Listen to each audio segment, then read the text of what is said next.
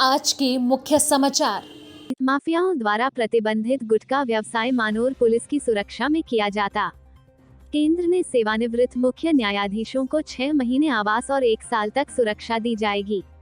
Deputy CM Manish Sisodia पर CBI के छापे के बाद सियासत गरमाई। अखिलेश यादव ने जोरदार हमला बोलते हुए कहा, बीजेपी सरकार में यूपी अराजक प्रदेश बना। मुंबई, महाराष्ट्र राज्य में गुटखा पर प्रतिबंध कई सालों से लगाया हुआ है। जब से गुटखा पर प्रतिबंध लगाया गया है तभी से गुटखा का ब्लैक मार्केटिंग ने जोर पकड़ा हुआ है।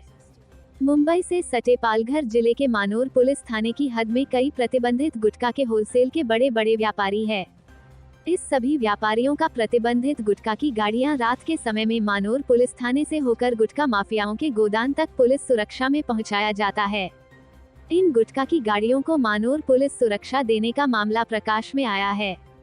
विश्वसनीय सूत्रों से पता चला है कि प्रतिबंधित गुटखा माफियाओं की सुरक्षा करने में मानोर पुलिस हमेशा जुटी रहती है।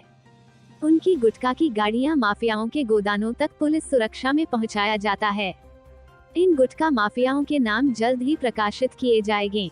बताया तो यह तक जाता है कि अवैध कारोबार करने वालों के लिए सबसे सुरक्षित जगह मानोर है और मानोर पुलिस थाने की हद में अवैध धंधा करना आसान व बिना खौफ से किया जाता है, क्योंकि मानोर पुलिस हमेशा अवैध धंधा वालों की सुरक्षा में तैनात रहती है। मानोर के अधिकारी और कर्मचारी पगार तो महाराष्ट्र सरकार से लेते हैं, लेकिन सुरक्षा प्रतिबंधित गुटखा माफियाओं की करते हैं। मानोर थाने की पुलिस रात को प्राइवेट गाड़ियों में घूमते हुए गुटखा की सुरक्षा करते हुए देखे जा सकते हैं और गुटखा की गाड़ियों को सुरक्षा के घेरे में गोदाम तक पहुंचा दिया जाता है। यह सच्चाई कभी भी देखी जा सकती है। जानकारों पर विश्वास करें तो पालघर जिले के सबसे ज्यादा भ्रष्टाचार करने वाला मानोर पुलिस थाना 1 नंबर पर आता है। गुटखा माफियाओं को सुरक्षा देने वाले अधिकारियों के नाम भी जल्द प्रकाशित किए जाने वाले हैं। सूत्रों का तो यह भी कहना है कि मानोर पुलिस थाने में प्रति माह करोड़ों रुपयों का भ्रष्टाचार किया जाता है। प्रति ढाबा कितना और गुटखा माफियाओं से कितना लिया जाता है, इसकी भी जानकारी जनता तक सच्चाई से पहुंचाने की कोशिश की जाएगी। नई दिल्ली, केंद्र ने सेवानिवृत्त मुख्य न्यायाधीशों और उच्चतम न्यायालय के न्यायाधीशों को सेवानिवृत्ति के बाद अतिरिक्त लाभ प्रदान करने के लिए उच्चतम न्यायालय के न्यायाधीश वेतन और सेवा की शर्तें अधिनियम 1958 में संशोधन किया है। सुप्रीम कोर्ट से सेवानिवृत्त होने वाले न्यायाधीश सेवानिवृत्ति की तारीख से 6 महीने की अवधि के लिए दिल्ली में निर्दिष्ट आधिकारिक निवास के अलावा किराए पर मुफ्त टाइप 7 आवास के हकदार होंगे।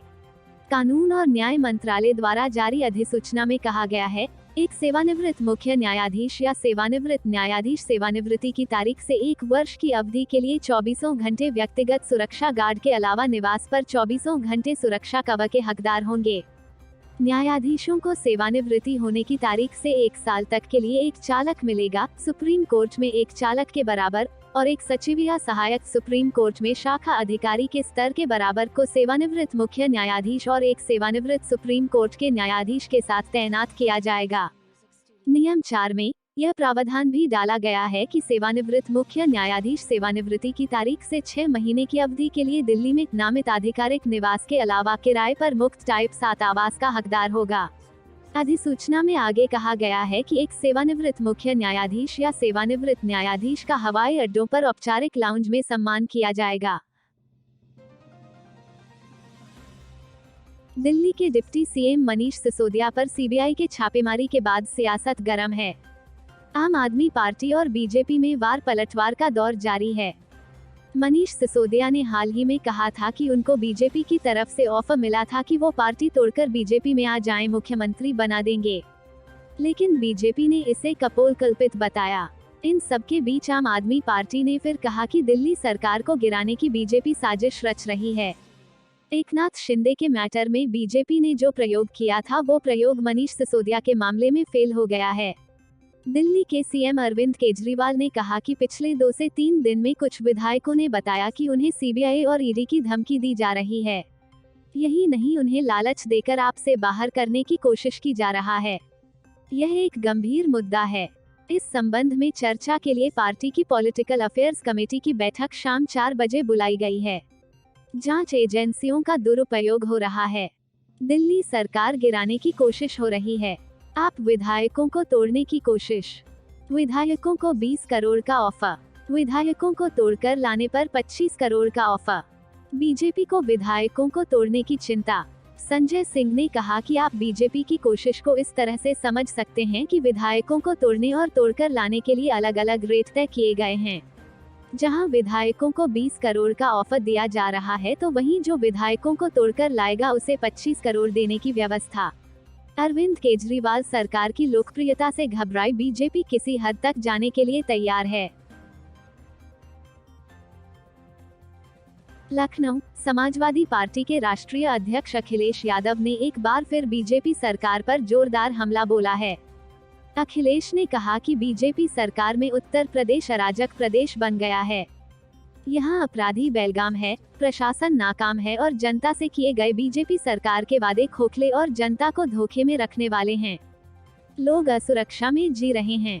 अखिलेश यादव ने कहा कि मुख्यमंत्री जी ने सत्ता में आते ही कानून व्यवस्था सुधारने के लंबे चौड़े बयान दिए थे। आज भी वह यह कहते नहीं थकते कि सरकार में बेटियां सड़क पर सुरक्षित निकल रही है।